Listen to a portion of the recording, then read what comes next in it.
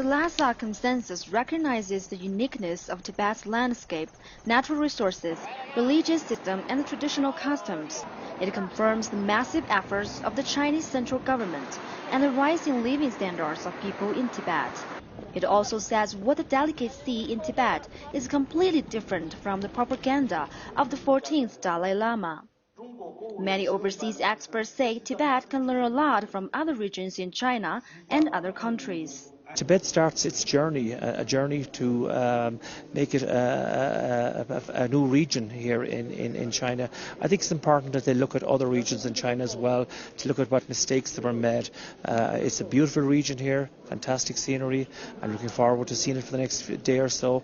We have 12 guidelines, and every man who is deciding or in a deciding level has to deal with these guidelines. He has to think about the environmental protection in all his decisions and to fulfill these guidelines.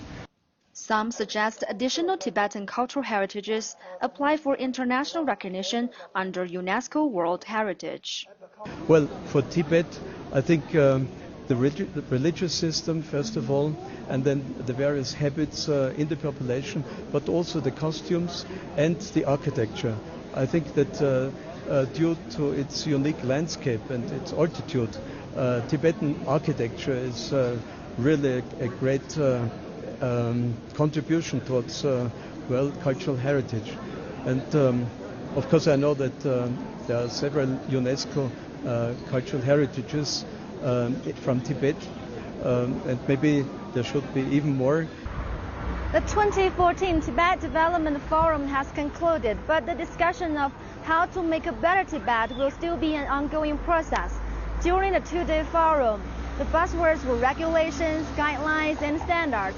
Experts believe that these will be crucial to realizing the sustainable development of Tibet and supporting its future direction. Wushang CCTV Lhasa, Tibet Autonomous Region.